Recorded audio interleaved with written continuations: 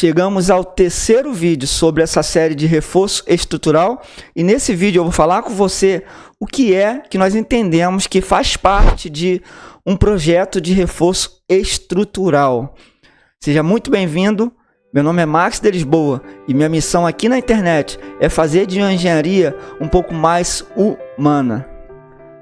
Primeiro ponto é quais são os objetivos para esse reforço estrutural. Por que está fazendo isso? Segundo ponto é a avaliação, a primeira inspeção que o engenheiro faz quando chega na obra, o primeiro contato que ele tem com a estrutura de fato.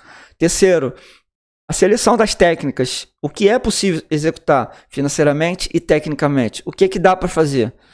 E o quarto ponto é o projeto de fato, ali vai detalhamento e outros itens essenciais para dar certo. E o quinto ponto que eu gostaria de frisar aqui é a questão da execução, a execução e acompanhamento, né? Se por acaso o projetista cumpriu aqui, todos esses 4 itens iniciais que eu falei aqui, e em algum momento ele esqueceu de pensar na execução, ele vai ter problema aqui, porque quando o projeto de reforço estrutural chegar na obra e ver lá a questão de compatibilização e tudo mais, os detalhes, vai ver que não consegue executar, ou seja, não é possível executar aquele projeto e é porque em algum momento o projetista não pensou nesses detalhes, o detalhe da execução de fato.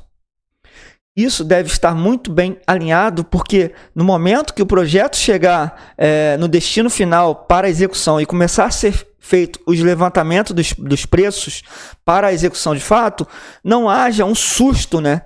Uau, tipo uma surpresa, nossa, eu não pensava, eu não imaginava que pudesse chegar a esses custos, a esses valores. Então, assim, isso, né, o projeto, a execução, de fato, do reforço tem que estar muito, muito bem entendido o motivo disso, o porquê está fazendo isso, para que não haja essa surpresa e fique um projeto colocado dentro de uma gaveta. Esses são os 3 principais motivos para que haja a necessidade de fazer um reforço estrutural. Primeiro, perda da capacidade da estrutura, porque houve talvez uma patologia e acelerou essa perda, ou por conta dos anos dessa estrutura de fato. Segundo, o aumento de carga, o cliente decidiu fazer um acréscimo de um pavimento ou algo nesse sentido. E o terceiro são as adaptações aos novos usos, né? Atualização, retrofit ou algo nesse sentido. Avaliação e diagnóstico. Bom, se esses 3 itens não forem considerados, esquece, tá? O seu projeto ele estará incompleto e a execução dará mais errado ainda. Primeiro item, inspeção visual. É o primeiro contato que o projetista ele vai ter lá com a estrutura. Segundo, análise de documentos, e ainda que se não houver projetos estruturais da edificação ou da estrutura, você consegue fazer uma pesquisa, né? Buscar os proprietários, quem construiu, como construiu. E o terceiro é ensaios dessa estrutura, né? Seja destrutivos e não destrutivos. Na engenharia, de fato, a gente não acha, a gente não acredita, a gente não imagina, a gente busca correlacionar o nosso conhecimento com os ensaios para que o projeto de fato ele esteja dentro de uma realidade possível. E abrindo aqui em inspeção visual, temos uma imagem de uma inspeção que eu fiz visual, mas uma coisa que eu quero frisar aqui muito forte é desconfie dos seus olhos. Quando você estiver fazendo uma vistoria, uma inspeção visual, desconfie daquilo que você está vendo, tá? Não acredite 100% naquilo que você está vendo. Então, a inspeção visual ela vai servir exatamente para isso, né? Para você ter um primeiro contato com aquela estrutura do ocorrido, daquilo que pode ocorrer e tudo mais, né? É um primeiro contato, não é base fundamental para elaborar um projeto de fato. E vindo aqui para o segundo subitem, é a análise de documentação. Bom, nem tudo é papel. Talvez você possa me falar, mas não tem projeto, não existe projeto de estrutura, foi feito de qualquer forma. Isso sim, talvez não tenha. Mas você consegue, através de uma conversa, através de um bate-papo com o proprietário ou o ex-proprietário, enfim, com um esforço, né, pesquisar, ter uma noção de como aquilo foi construído, qual foi os métodos, se houve uma empresa executando, se foi uma equipe de empreiteiros, se foi um pedreiro com mais alguns ajudantes, enfim, aí a partir disso você consegue ter uma noção das tecnologias, dos métodos, se a resistência do concreto está próximo daquilo que deveria ser, se por exemplo, a solda, né, houve um controle de qualidade e tudo mais. Então, não é somente papel, né? Nem tudo é papel. É possível, sim, através de um briefing, através de uma conversa, descobrir algumas coisas, né, relacionadas a essa estrutura. E vindo aqui para o terceiro subitem, nós temos ensaios destrutivos e ensaios não destrutivos, né? Então, quando falamos de engenharia civil, nós estamos dentro do campo das exatas. Então, já nos ensaios destrutivos, nós temos essa imagem que mostra exatamente uma viga quebrada. Foi feita aqui uma janela de inspeção, onde é possível, logo no momento que está quebrando esse concreto, ter uma noção da resistência deste, né? Se houve, e aqui nessa imagem deu para perceber, quando quebramos, que antes de chegar no concreto de fato, tem um sistema de impermeabilização nessa viga. Aqui no caso é uma marquise, né? E eu consegui chegar ao aço. Então agora eu sei a bitola desse aço, eu tenho a noção de como está a resistência desse concreto. E mais abaixo temos ensaios não destrutivos. Nessa imagem foi feita um ensaio de esclerometria, né, para poder verificar a dureza desse concreto, como está, né, através dos impactos que esse martelo dá no concreto. É possível a gente fazer e tirar uma média da dureza desse concreto e ter uma estimativa de como está a resistência dele atualmente. Temos as seleções das técnicas que poderão ou deverão ser utilizadas. Antes de escolher essas técnicas, você precisa primeiramente ter uma noção do entorno da estrutura ou da edificação. O que precisa ser reforçada? É uma fundação? É um pilar? É uma laje? Enfim. E, em segundo momento, considerar os aspectos estéticos, né? É uma exigência de projeto que aquele pilar não seja sobressalente naquele ambiente. É uma exigência de projeto que o pé direito, né, não fique muito baixo. Então, a partir dessas informações que são levantadas lá na parte do diagnóstico, da avaliação, é possível, né, você definir quais são os métodos e as seleções dessas técnicas para fazer esse reforço estrutural. E vindo aqui em fundações, nós precisamos entender que no fim, tudo chega na fundação. Falando de edificação, falando de ponte, falando de estrutura em geral, o carregamento vai chegar na fundação. Então, fez um diagnóstico, fez um levantamento, questão do espaço e tudo mais, você vai precisar decidir se vai fazer um reforço de uma sapata, de uma fundação, se é possível fazer o aumento da seção daquela fundação. Temos aqui algumas imagens, por exemplo, aqui, ó, novas estacas. Estacas megas pode ser executada tanto de concreto, são pequenos blocos, geralmente de 1 metro ou 50 centímetros, porque normalmente isso é feito como? É feito um buraco, uma escavação, né? Nesse caso aqui é um cenário ideal, tá bem alto, né? Então é possível fazer esse reforço tranquilamente, porque esse terreno aqui está com uma cota inferior, mas normalmente isso aqui vai ser feito dentro de uma escavação, então é locais apertados, né? Confinados. Então, um bloco de 1 metro seria grande, então normalmente vai estar de 50 centímetros. Pode ser feito de concreto, pode ser feito de estrutura metálica, né, que é soldado, e com a ajuda de um macaco hidráulico vai descendo até chegar, né, a uma resistência de projeto, até a resistência que o projetista pensa que seja ideal para reforçar aquela estrutura. Mais abaixo temos aqui um exemplo de reforço de fundações, né?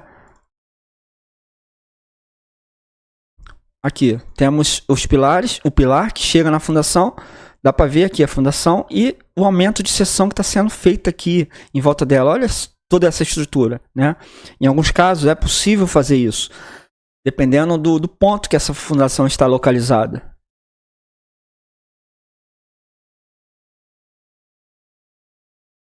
Mais abaixo, temos aqui o nascimento de novas. Como pode ser feito o nascimento de novas estacas? Pode ser estaca escavada, que é o exemplo que eu dei anteriormente, né? Que é a estaca mega. Pode ser feita a estaca escavada raiz. Pode ser feito, que é possível fazer. Mas normalmente vai ser usada a estaca mega, estaca raiz, para fazer esses reforços. E temos também o reforço com sapatas comum, né? Talvez a carga que você precisa suportar não seja tão alta, então uma sapata já é suficiente. Claro, você precisa descobrir qual é a resistência daquele solo. E vindo mais abaixo, você tem o reforço de vigas e pilares. Basicamente, você tem que entender quais são os limites de carregamento dessas estruturas. Tanto os pilares quanto as vigas, eles têm um limite, né? Por exemplo, o concreto, né? Os pilares resistem muito bem à compressão. Então, pilares muito esbeltos vai absorver carregamentos altíssimos, né? Isso falando de concreto armado. Mas se aquela estrutura, né, ela demandar alguns momentos fletores nessa estrutura, então essa esbeltez excessiva pode... chega. Não precisa explicar tanta coisa. Rios 24, vigas e pilares. E vindo mais abaixo, você vai ver vigas e pilares. Você precisa entender que vigas e pilares têm um limite de carregamento. Não é sair jogando peso em cima. Aumento de pavimentos, acréscimo de cargas. Por exemplo, você tem uma edificação comum e resolve construir uma academia. Não é simplesmente você fazer uma reforma e jogar todos aqueles equipamentos lá e tudo bem. Não, precisa ter um reforço dessas vigas, desses pilares, ou no mínimo fazer um estudo para ver se aquilo que está lá consegue absorver esse carregamento que vai ser acrescido. E aqui nessa imagem nós temos o encamisamento dessa viga. Nesse caso aqui é um vão com 6 metros que nós tínhamos. E a viga que estava aqui era uma viga de 25 por 10, nada muito além do que isso. Então, nós vemos aqui uma resistência insignificativa para absorver esse vão. Logo, haveria um acidente aqui. Conseguimos intervir antes que pudéssemos, né? Fizemos o escoramento e projetamos toda essa estrutura aqui ao entorno dela, né? Nesse caso aqui, ela está até mais do que deveria ser. Foi intencional. Nós queríamos utilizar somente concreto para fazer esse reforço. Utilizamos só o concreto, fizemos essa viga mais espessa. Mais abaixo temos um reforço, né, de vigas e pilares com fibra de carbono.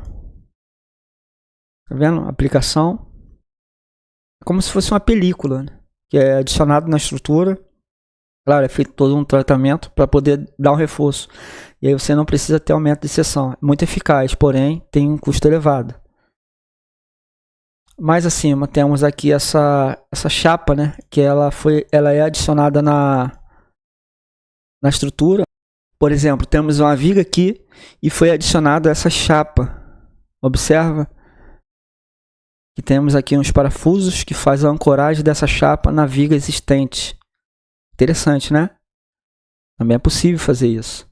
E aí aquela estrutura existente vai continuar com as suas características. Eu digo em relação a dimensões, muito parecido ao que havia antes. E mais abaixo temos o reforço de lajes. Na prática, o que mais acontece quando a laje já está muito deteriorada é você fazer a demolição e construir outra. Por quê? as técnicas aplicadas para recuperação, ora vai ser muito cara, ora vai ser de difícil execução. Então, na prática, normalmente a gente faz a demolição, que vai sair muito mais barato, né? Vai ser mais eficaz você fazer uma nova do que fazer a recuperação dela. Mas é possível sim você fazer tanto a recuperação quanto o reforço de uma laje.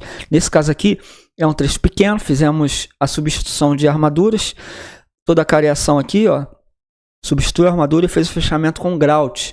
Mais abaixo tem uma imagem com reforço com fibra de carbono. É possível fazer. Também é possível fazer com aço, né? Desde que a ancoragem seja feita de forma adequada. Claro, tem o custo, né? da fibra de carbono. Tem o custo das chapas metálicas. Mas é possível sim você reforçar uma laje com chapas metálicas. Mais abaixo temos essa imagem, onde é o método mais usado, mais comum, mais empírico, né? Que é pegar aquele trecho que a laje está danificada, que está com flash e tudo mais, você colocar vigas metálicas, pode ser feita de concreto também, e essa é o método mais usado normalmente. E o quarto item é projeto. Realmente, nós acreditamos que esses 4 itens são os itens chaves para que um projeto de reforço estrutural fique bem feito. Primeiro, o redimensionamento da estrutura. Segundo, a compatibilidade com a estrutura existente. Terceiro, é o detalhamento das peças adicionais, é o que vai para a prancha de fato. E o quinto é a quantidade de materiais. Pode ser colocada junto com os projetos ou apresentada numa planilha separada em anexo. Importante dizer que essas novas propostas para esse reforço não prejudiquem essa estrutura existente. A partir do momento que é adicionado um novo pilar ou uma nova viga, logo aquela estrutura, aqueles carregamentos, eles vão ser redistribuídos, né, ao longo daquela estrutura existente. Então é preciso entender bem o que está acontecendo ali, porque antes um ponto, por exemplo, que era tracionado, né, talvez com essa nova alteração, essa nova disposição que foi proposta no projeto, ali que era tracionado, agora vai estar comprimido. Logo, aquelas armaduras que estavam anteriormente, pode ser que não absorvam esses novos momentos que estarão atuando. E para não ficar muito teórico e técnico com minhas palavras, é que se você retira um pilar ou acrescenta um pilar, você está gerando toda uma mudança naquela estrutura. Então, logo, você precisa garantir que aquelas mudanças, aquelas alterações estarão dentro, né? As reações ali estarão dentro do limite de segurança. E no segundo item, você precisa entender que as interferências podem inviabilizar a execução do projeto.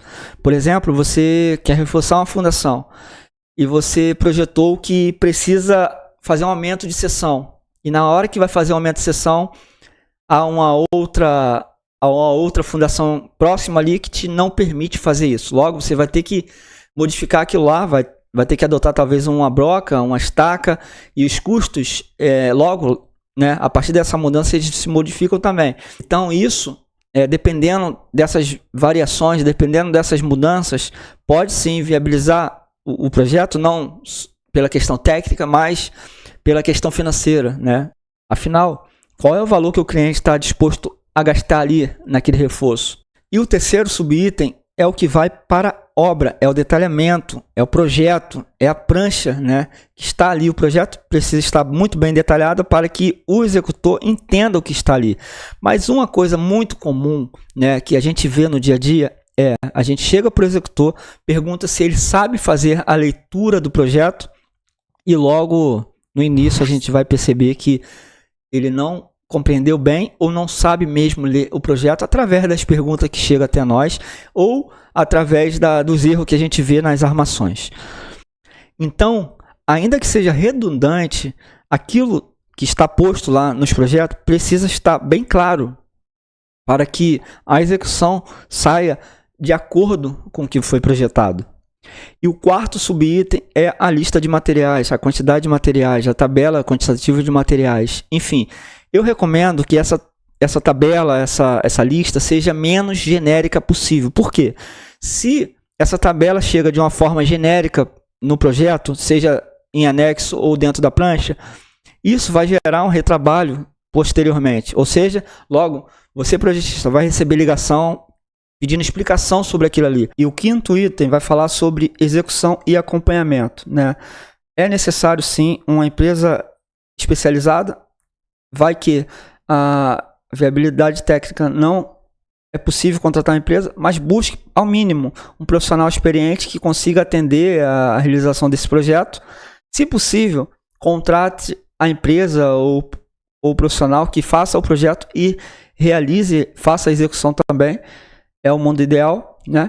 Mas quando não é possível, busque empresas capazes de entender o que está especificado no projeto para que consiga, né, executar da forma que convém. E busque também, aqui no segundo item, é o monitoramento. E aí sim eu recomendo que esse monitoramento seja feito pelo profissional que realizou o projeto e, se não for o mesmo responsável pela execução, o projetista, seja acompanhado também pelo responsável da execução. Então, ambos deverão estar acompanhando, o projetista e o responsável pela execução, acompanhando a execução desse serviço. Não é questão de estar na obra 8 horas por dia, mas deverá sim estar vendo o que está orientando, está ensinando, mostrando o que deverá ser feito.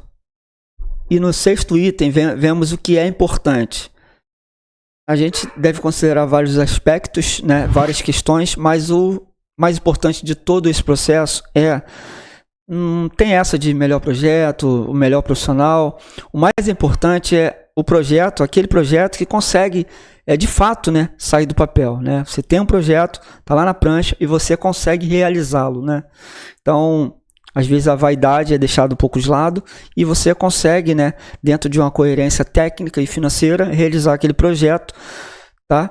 E o que eu botei mais abaixo aqui é que nem sempre é possível viabilizar um reforço estrutural. Claro, você vai ver a parte técnica, geralmente consegue, né, a engenharia consegue atender, mas vai se esbarrar na parte financeira. Então é preciso haver um balanceamento disso tudo.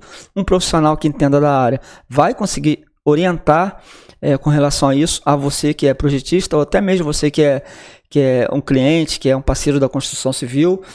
Busque esse profissional, né, para poder ter esse parâmetro, essa ideia do quanto que pode gastar, fazer esse estudo, né? É um serviço, geralmente um profissional vai te cobrar por esse serviço, mas estará mais seguro, né, para que, bom, depois de todo o projeto executado, você não consiga realizar.